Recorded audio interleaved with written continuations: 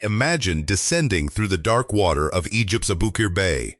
Your light crosses a carved block, then a harbor wall, then the remains of a city that maritime archaeologists identified beneath the sea in the year 2000. This was once a gateway into ancient Egypt. Now fish move above its temples and ships.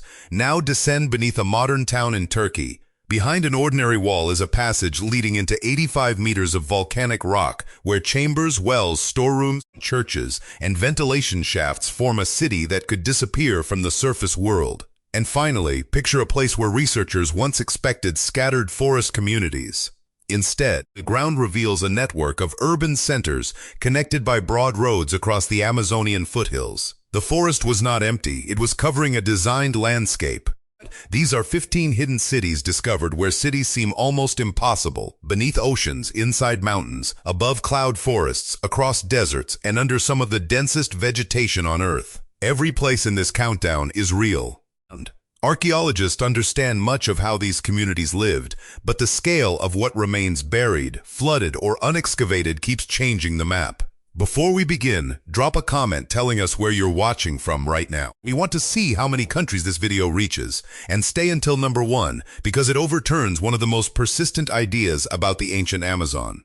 Number 15. Ani, Turkey. On a windswept plateau in northeastern Turkey, the broken walls of a medieval capital stand above a gorge that now marks the border with Armenia.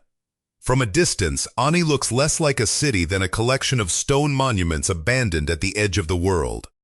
The plateau is exposed, winters are severe, and the ravine drops sharply beside the ruins. Yet in the 10th and 11th centuries, this isolated place became the capital of the Bagratid Armenian kingdom and prospered through a branch of the Silk Road. The protected archaeological property covers about 250 hectares. Within it are churches, mosques, palaces, baths, fortifications, streets, and the remains of a bridge that once carried travelers across the gorge. The buildings record successive Christian and Muslim dynasties, making the city a stone archive of a frontier that changed hands repeatedly. Ani was not placed here by accident. The ravines formed natural defenses, while trade routes turned the plateau into a strategic checkpoint. Its apparent remoteness is partly a modern illusion. 1,000 years ago, caravans transformed this cold grassland into a commercial crossroads. Geography that looks hostile to us could become valuable when movement, defense, and taxation mattered more than comfort. The city declined through warfare, shifting political power, earthquakes, and changing trade patterns. It was never simply erased in a single dramatic night. What remains is more unsettling. An urban center slowly losing the network that had made its location logical. Today, empty grass grows between monuments that once stood inside crowded neighborhoods. Ani is the first warning in this countdown. A city can appear to have been built nowhere when the roads that once made it central have vanished. Number 14. Mesa Verde, United States. High on the Colorado Plateau, sandstone alcoves contain villages fitted beneath enormous overhanging cliffs. The most famous Cliff Palace appears to have been inserted into the rock after the canyon had already closed around it. Walls rise beneath a stone ceiling. Doorways open onto rooms with a void beyond them. From across the canyon, the settlement seems almost unreachable. Mesa Verde National Park preserves roughly 4,400 recorded archaeological sites. The wider plateau rises above 2,600 meters, and some cliff dwellings contain more than 100 rooms. Ancestral Pueblo people lived across this landscape for centuries, first building on mesa tops and later constructing substantial villages within alcoves during the late 12th and 13th centuries. The cliffs offered shelter, building stone, and defensible space, but daily life still depended on the world above. Residents climbed between homes, fields, water sources, and communal spaces. Masonry rooms and circular kivas were carefully fitted to irregular rock. The challenge was not only construction, it was sustaining families in a high, dry environment where rainfall could fail and winter cold arrived early. Archaeologists do not describe Mesa Verde as a civilization that mysteriously vanished. By the end of the 13th century, communities migrated south into present-day New Mexico and Arizona amid a combination of drought, resource pressure, social change, and conflict. Their descendants live throughout the Southwest today. That fact changes how the empty dwellings should be seen. They are not the homes of a missing people. They are part of a continuing indigenous history. The impossible image is physical. not supernatural. Generations of builders turned narrow cliff alcoves into architecture, then made the difficult decision to leave it behind. Number 13. Quilap, Peru. At roughly 3,000 meters above sea level in Peru's northeastern Andes, a massive stone settlement occupies the top of a cloud forest ridge. Mist moves through steep ravines. Slopes fall away beneath walls that rise above the mountain. This is Quilap, the most emblematic center of the Chachapoyas cultural landscape. The archaeological complex extends across more than 200 hectares. Its monumental enclosure contains hundreds of circular building foundations, ceremonial structures, terraces, and narrow entrances designed through enormous retaining walls. The position is visually dramatic, but it created constant engineering problems. Heavy rain, steep terrain, unstable ground, and landslides all had to be managed. The broad occupation history begins centuries before the structures most visitors see. Many visible buildings belong to the period between about 900 and 1470, before Inca expansion reached the region. Rather than forcing a flat city onto the mountain, Chachapoyas builders adapted foundations, fills, terraces, and walls to the ridge. Circular houses distributed weight differently from rectangular blocks, while decorated stone friezes gave the settlement a distinctive identity. Quilap was more than a fortress. Archaeological interpretation points toward residential, political, ceremonial, and agricultural functions. Its elevated walls may communicate authority as much as defense. The surrounding valley contains other settlements and funerary sites, revealing a connected regional society rather than an isolated stronghold. The environment that protected Quilap also threatens it. Water penetrates stone and fill. Vegetation takes root. Slopes shift. Modern conservation must solve many of the same drainage and stability problems faced by the original builders. Unseen from the valley, Quilap resembles a ship of stone stranded above the clouds. Its mystery is not why anyone would build there. The ridge controlled a landscape. The deeper question is how a society mobilized enough labor and knowledge to make a unstable summit carry a monumental center for centuries. Number 12. Shimao, China. On the northern lowest plateau of Shaanxi, close to the Muas Desert, archaeologists uncovered a fortified stone city where earlier historical models did not expect one of such scale. Shimao occupied a landscape of eroded hills, ravines, wind, and advancing sand. More than 4,000 years ago, its builders enclosed a vast urban center with stone walls, gates, towers, and a stepped central platform. For years, local remains were misidentified as part of a much later defensive system. Systematic investigation beginning in the early 21st century revealed something far older. Shimao flourished around the late 3rd millennium BCE, before China's earliest historically documented dynasties. Its position far north of the traditional Central Plains challenged a simple story in which complex political centers emerged only from one core region. Stone fortifications divided outer and inner zones. The eastern gate combined walls, bastions, and controlled approaches. At the center, an elevated complex sometimes called the palace platform dominated the surrounding settlement. Archaeologists have also found jade objects inserted into walls, carved stone imagery, elite burials, and evidence of human sacrifice. These discoveries indicate political hierarchy and ritual power, not merely a large village seeking protection. The environment was not identical to the modern desert edge, but it was never an effortless place to support dense settlement. Shimao depended on networks reaching beyond its walls, farming, herding, exchange, and authority across the wider region. Recent genetic research is adding family relationships and patterns of descent to the architecture, yet the identity of Shimao's population and the city's exact place in the formation of early Chinese states remain active questions. Its walls make the central contradiction visible. Civilization did not radiate outward along a single line. On what scholars once treated as a distant periphery, Shimao had already become a center. Number 11. Great Zimbabwe, Zimbabwe. In the lowveld of southeastern Zimbabwe, walls of fitted granite rise without mortar. The largest enclosure curves across the landscape, its stone courses narrowing upward with a precision that allowed them to survive for centuries. Great Zimbabwe was built between roughly 1100 and 1450 and spread across a large settlement landscape of hilltop, valley, and enclosed architecture. The World Heritage property covers almost 800 hectares, divided into the hill ruins, great enclosure, and valley ruins.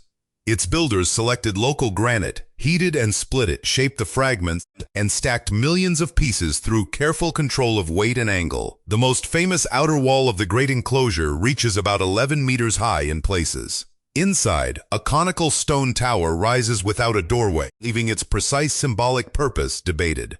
Great Zimbabwe was a political and trading center connected to networks extending toward the Indian Ocean. Imported glass beads, ceramics, and other materials show that its inland location did not mean isolation.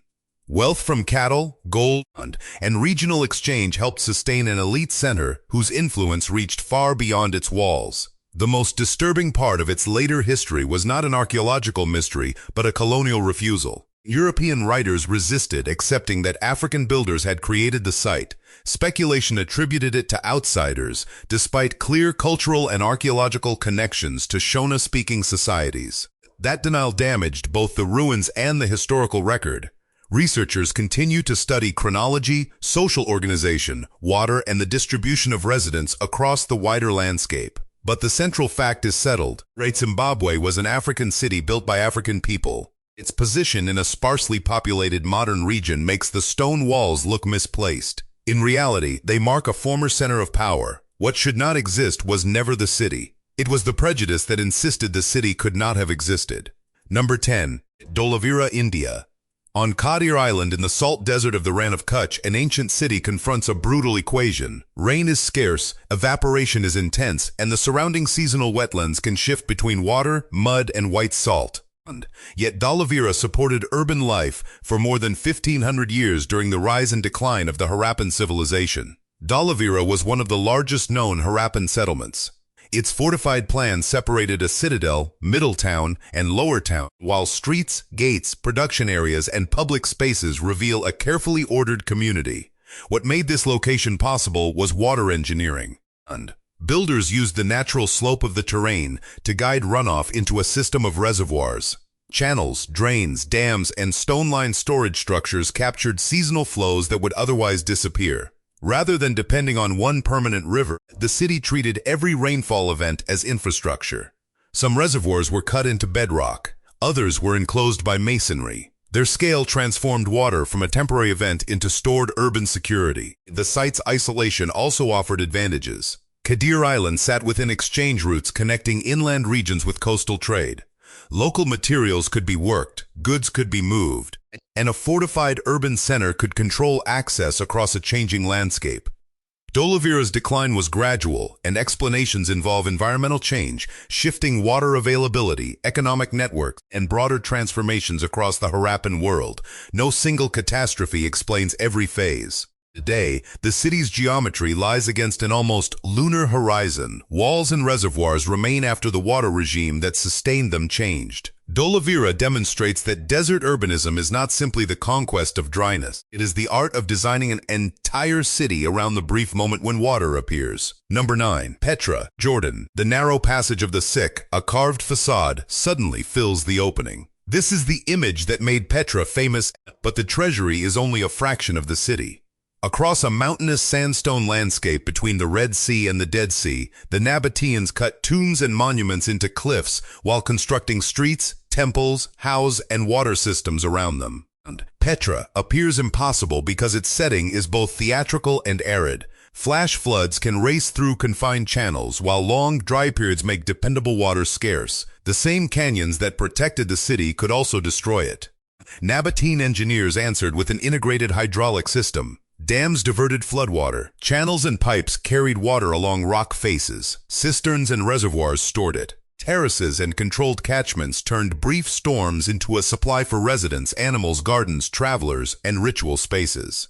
UNESCO describes this system as the key that allowed extensive settlement in an essentially arid area. Petra's location then became an advantage. It stood at a crossroads between Arabia, Egypt, and the Eastern Mediterranean. Caravans carrying incense, spices, textiles, and other goods brought wealth. Stone was not merely an obstacle. It became architecture, defense, water storage, and a monumental advertisement of Nabatean power. The city changed under Roman and Byzantine rule, and its importance declined as trade routes shifted and earthquakes damaged infrastructure. It was never wholly unknown to local communities, so calling it completely lost erases that continuity. Its dramatic reintroduction to European audiences in the 19th century created the modern image of a city rediscovered behind a canyon. Petra's true achievement is greater than that legend. Its builders did not find water in abundance. They designed a city that could catch danger as it came falling from the sky and convert it into life. Number 8. Derinkuyu, Turkey. Beneath the town of Derinkuyu in Cappadocia, stairways descend into a settlement carved through soft volcanic tuff. The known underground city reaches approximately 85 meters deep. Stables, storage chambers, kitchens, living spaces, wells, churches, and ventilation shafts branch from narrow passages. Large circular stones could be rolled across corridors and ceiling sections from inside. The popular story says the complex was discovered when a resident knocked through a wall during home renovations in the 1960s. The exact details have been repeated in many forms, but what matters is now visible and measurable. A multi-level underground refuge lies beneath a living town. Cappadocia's geology made excavation possible. Volcanic deposits hardened into rock, strong enough to hold chambers yet soft enough to cut with hand tools. The same material produced the region's famous rock churches and dwellings. Builders expanded underground spaces over long periods rather than completing one city through a single construction campaign. Derinkuyu was designed for survival. Narrow corridors limited attackers, stone doors controlled movement, and ventilation shafts carried air through deep levels. Food and water storage allowed groups to remain below during danger. Animals could be moved into upper chambers, reducing the need to expose people at the surface. Claims that tens of thousands lived permanently underground should be treated cautiously. Archaeologists generally understand these complexes as refuges and adaptable settlements used by different communities, especially during periods of conflict. Dating individual sections is difficult because rooms were reused, enlarged, and cleaned. That uncertainty does not diminish the engineering. Imagine entering with children, livestock, lamps, tools, and stored grain, then sealing the stone behind you. Derinkuyu was not built because underground life was desirable. It existed because, at dangerous moments, an entire community needed to vanish. Number 7. Tayuna Ciudad Perdida, Colombia. In the Sierra Nevada de Santa Marta, hundreds of stone terraces climb through tropical forest. Stairways vanish beneath roots. Circular foundations step across steep slopes above river valleys. Known today as Tayuna Ciudad, the archaeological park preserves one of the most important centers associated with the ancestors of the indigenous peoples of the Sierra. The site's occupation extends across many centuries, with research placing major development long before the Spanish invasion. Builders reshaped the mountain through retaining walls, paved paths, drainage systems, plazas, and residential platforms. Instead of clearing one flat urban block, they distributed architecture across ridges and slopes, linking sectors with stone stairways. The forest receives heavy rain. Without drainage, terraces would fail, soil would move, and pathways would become channels of destruction. The stonework, therefore, did more than support houses. It managed water and stabilized an inhabited mountain. The modern name Ciudad Perdida can be misleading. The site was not lost to the indigenous Kogi, Wiwa, Arhuaco, and Conquamo communities whose histories remain tied to the Sierra. In the 1970s, looters reached the ruins and removed objects, damaging archaeological contexts before state institutions intervened. The discovery story is therefore also a story of theft and incomplete evidence. Reaching Tayuna today requires a demanding journey through humid forest and river crossings. That isolation helped preserve the terraces, but it also hid the scale of the wider settlement network from outsiders. What survives is not a single temple isolated in jungle. It is a mountain landscape engineered for social life. The paths do not end at the ruins. They continue into indigenous territory, reminding visitors that a so-called lost city can remain present in the memory of the people whose ancestors built it. Number 6. Nan Madol, Federated States of Micronesia. Off the southeast coast of Pohnpei, more than 100 artificial islets rise from a shallow lagoon. Channels run between walls of basalto and coral. Palaces, temples, tombs, and residential compounds once stood here between approximately 1200 and 1500 CE, forming the ceremonial center of the Sotalur dynasty.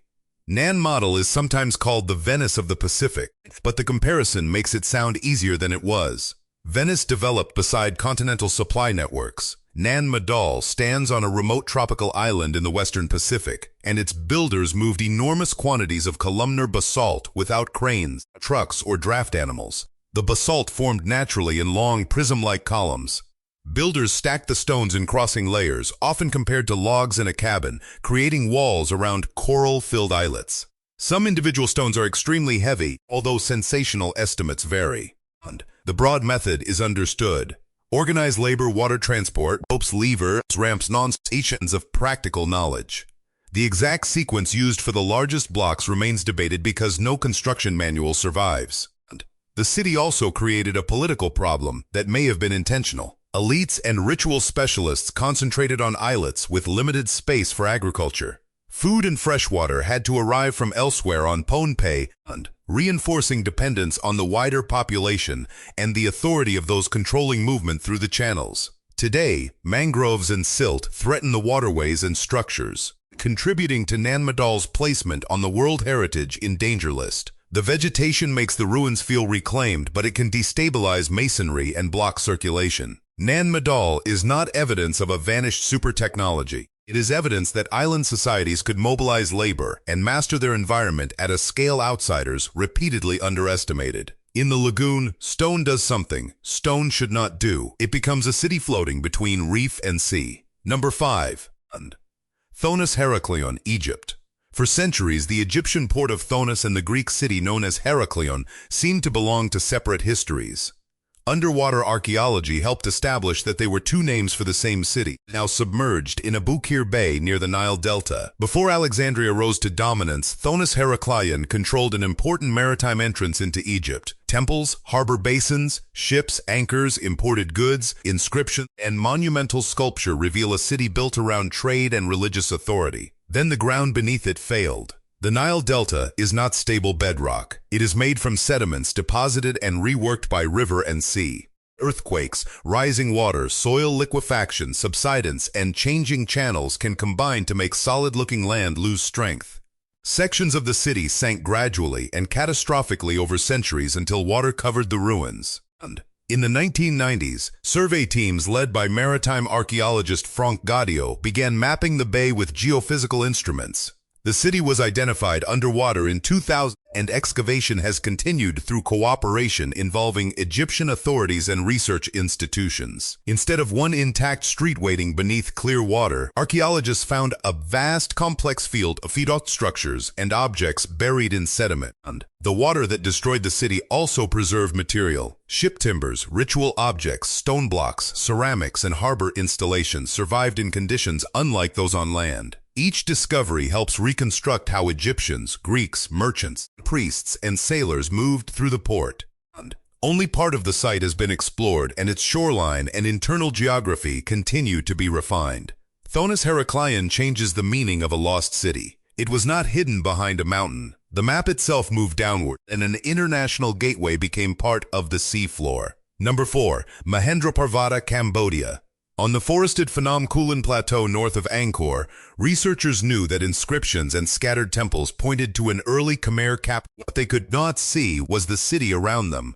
Trees concealed earthworks, roads, reservoirs, neighborhoods, and a geometric plan extending across the plateau.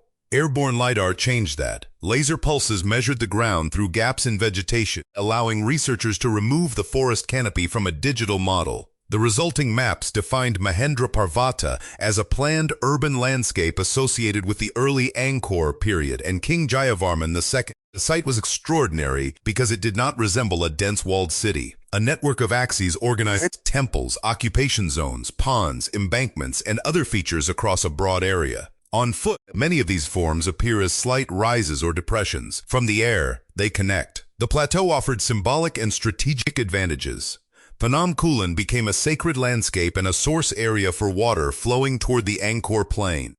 But building a city there demanded extensive modification of soil and drainage. Archaeological and environmental research indicates long periods of land use and episodes of erosion. Some ambitious hydraulic features may never have functioned as originally intended. Mahendraparvata therefore captures an experiment in early urban planning.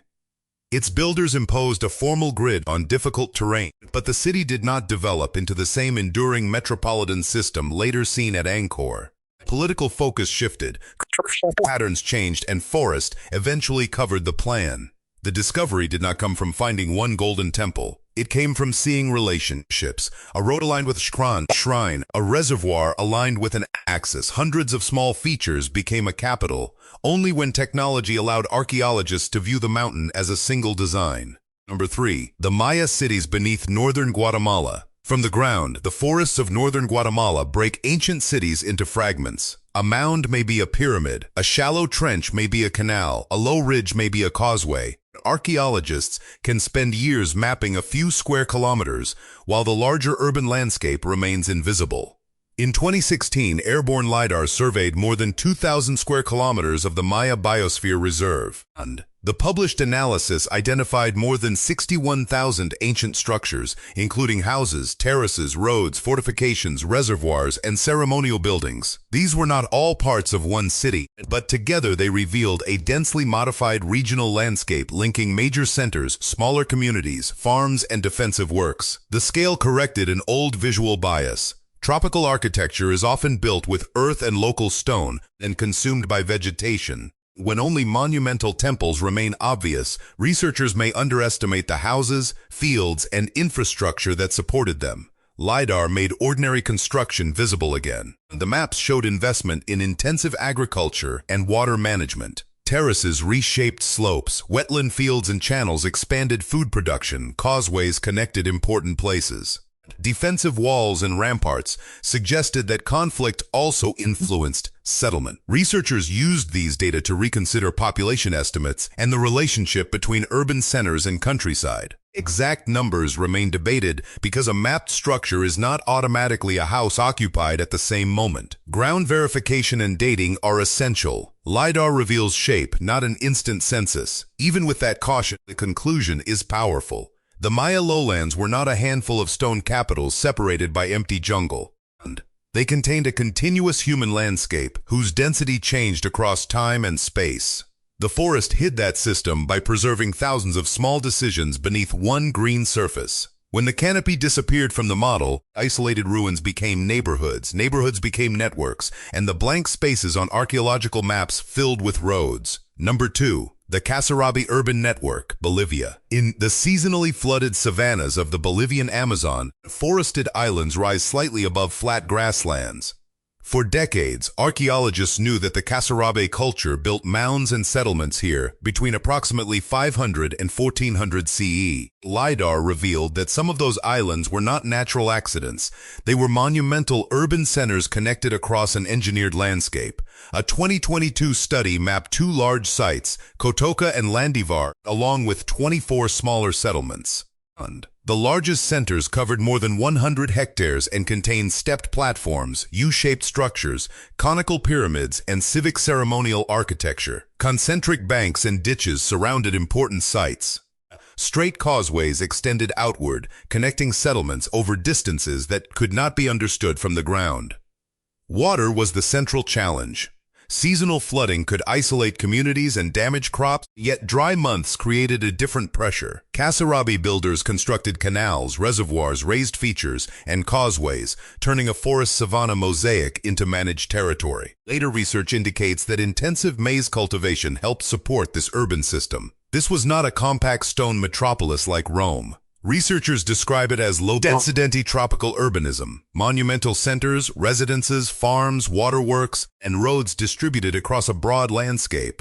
The term matters because definitions built around dense Eurasian cities can make other forms of urban life disappear from history. Many questions remain. Population size is difficult to calculate.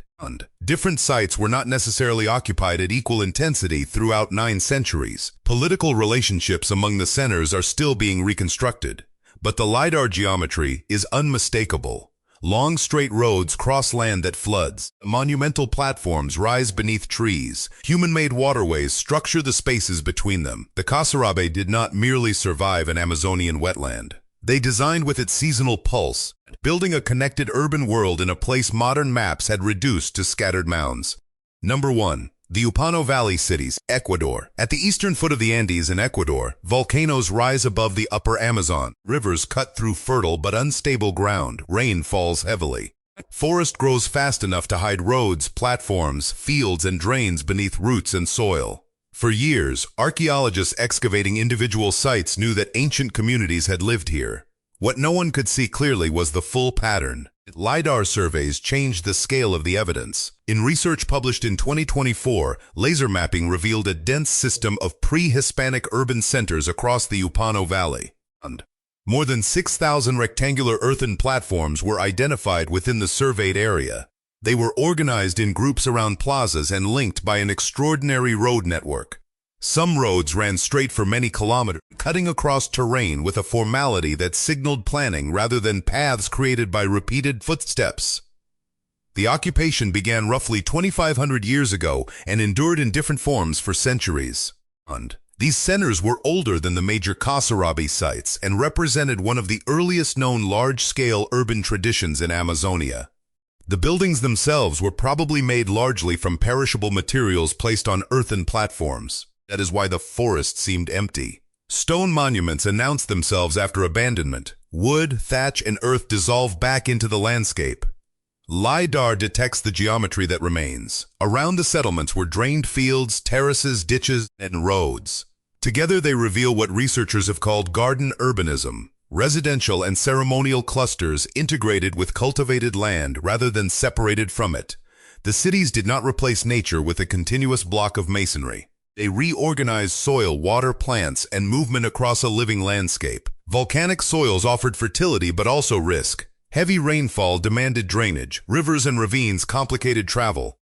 Builders responded with raised platforms and formal routes. Some broad, sunken roads were cut deeply into the ground, representing enormous collective labor. Their straight alignments ignored many small obstacles, suggesting that connection carried political or ceremonial meaning as well as practical value. The number of identified platforms does not translate directly into a precise population. Houses were rebuilt. Not every feature was occupied simultaneously. Researchers continue to test dates, functions, and relationships among centers. Nor did LiDAR discover a people unknown to history. Indigenous communities of the region preserve their own deep connections to the landscape, while archaeology provides another line of evidence. What the Upano Valley overturns is not a textbook fact that all scholars once agreed upon. It is a persistent outside assumption that the ancient Amazon could support only small, mobile groups living lightly on an untouched forest. The evidence now shows something more complicated. Parts of Amazonia contained urban societies, engineered fields, monumental platforms, and road systems. Other regions remained less densely settled. Human influence varied across a vast environment. The rainforest was neither an empty wilderness nor one continuous city. It was a mosaic shaped by different peoples over thousands of years. That is why Upano belongs at number 1. The city was hidden not only by trees, but by the categories used to search for it. Archaeologists expected walls, dense blocks, and stone monuments. The valley offered gardens, earthworks, dispersed neighborhoods, and roads. Once those counted as urban evidence, an entire system came into focus. And the most powerful image is still above the forest. A plane crosses an apparently unbroken canopy. Lasers touch the ground between leaves. On a screen, parallel roads emerge. Rectangles gather around plazas. A landscape that appeared natural begins to show its memory. From Ani's empty plateau to Mesa Verde's cliff alcoves, from Quelapap above the clouds to Shimao beside the desert, from Great Zimbabwe's mortarless walls to Dolavira's reservoirs, from Petra's flood channels to Derinkuyu's sealed passages, from Tayuna's jungle stairways to Nan Madol's artificial islands, from Thonis Heracleon beneath the sea to Mahendra Parvata beneath a mountain forest. And from the Maya lowlands to Kasarabe and Upano, every city in this countdown survived because people understood a difficult landscape well enough to redesign it. These discoveries do not prove that history is false. They prove that the record is incomplete. Oceans cover ports, forests conceal roads, sediment buries foundations, modern borders cut across old trade routes, and sometimes the greatest obstacle is the assumption that no city could have been there at all. Which hidden city changed your view of the ancient world? Tell us in the comments and subscribe for the next journey into the places on Earth that look impossible but are entirely real.